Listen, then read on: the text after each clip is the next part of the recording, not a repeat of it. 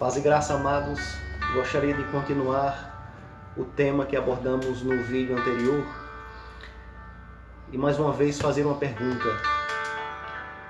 Você sabia que a palavra cemitério significa dormitório? Pois é, essa palavra ela deriva de uma palavra grega, que é mais ou menos a pronúncia quemitério. E essa palavra grega, ela tem o seu significado justamente de dormitório.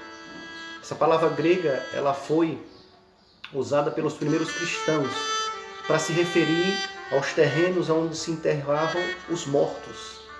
Justamente porque os primeiros cristãos tinham uma concepção fixa na mente deixada por Jesus Cristo, de que morrer é dormir, é adormecer. A Bíblia relata algumas situações em que Jesus deixou isso claro. Por exemplo, aqui em João, capítulo 11, versículo 11, diz assim: Isto dizia e depois lhes acrescentou: Nosso amigo Lázaro adormeceu, mas eu vou para despertá-lo. Então Jesus considera a morte como um sono. E dentro dessa declaração, nós podemos ter pelo menos duas concepções interessantes. A primeira é de que a morte para Jesus Cristo é algo tão fácil de se resolver, assim como é fácil de acordar uma pessoa que está dormindo. Jesus tem mais facilidade de trazer uma pessoa da morte para a vida do que talvez você acordar o seu filho dorminhoco. Essa é a primeira verdade contida no texto. Nas mãos de Jesus está o poder até mesmo de ressuscitar aqueles que morreram.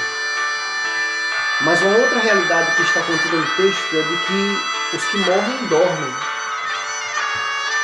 Então, gostaria de simplesmente ratificar o que falei no outro texto. Aqueles que morrem não têm consciência alguma do que se passa ao seu redor. A morte é um estado de inconsciência total. A diferença da morte para o sono é que no sono ainda sonhamos. Na morte não. Não existe sonho, não existe visão de alguma imagem, não existe audição, não existe consciência alguma. Por que estou dedicando 2 vídeos a esse tema? É porque tenho percebido que grande parte das pessoas, até mesmo religiosas, elas tendem a crer nessa mentira proferida por Satanás, de que existe vida após a morte. Por isso nós precisamos examinar a palavra de Deus. Ela nos dá clareza a respeito desse assunto. Por exemplo, o livro de Salmo ele vai dizer que os mortos não louvam ao Senhor. Eles não louvam a Deus. Não existe obra alguma, lá no livro de Eclesiastes diz, na sepultura para onde nós vamos. O livro de Eclesiastes também diz que não existe diferença alguma da morte do homem para a morte do animal. Não existe diferença alguma.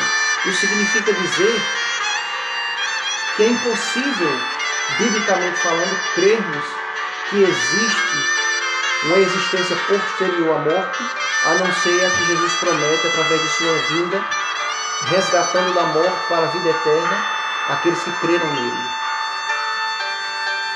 É importante observarmos que esse sempre foi o intento de Satanás, que creiamos nesta mentira.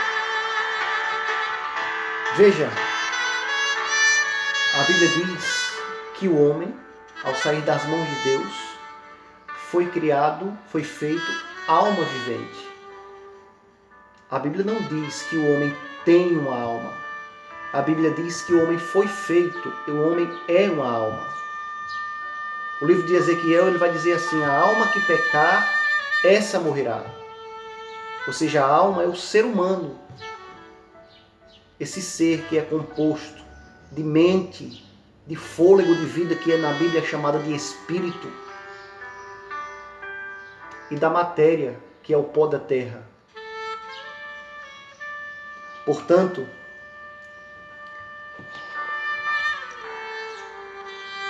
peçamos a Deus para que Ele nos oriente, nos conceda sabedoria, nos direcione à verdade.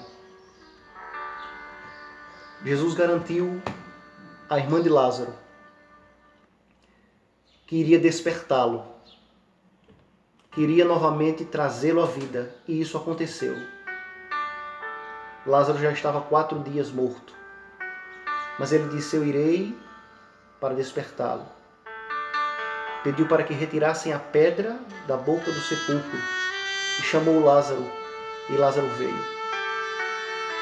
Jesus precisou chamar o nome de Lázaro, porque se Jesus simplesmente chamasse para fora sem citar o nome de Lázaro, todos os mortos que morreram desde Adão ressuscitariam ao comando da voz de Jesus.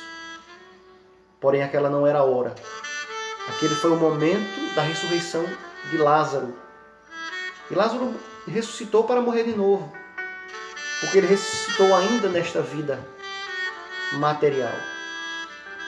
Porém, a promessa de Cristo é que um dia Ele virá para nos resgatar, para nos dar uma vida não perecível, não corruptível, mas uma vida eterna. Creia nisso, se prepare para isso, pois Cristo breve virá para nos buscar. Deus te abençoe.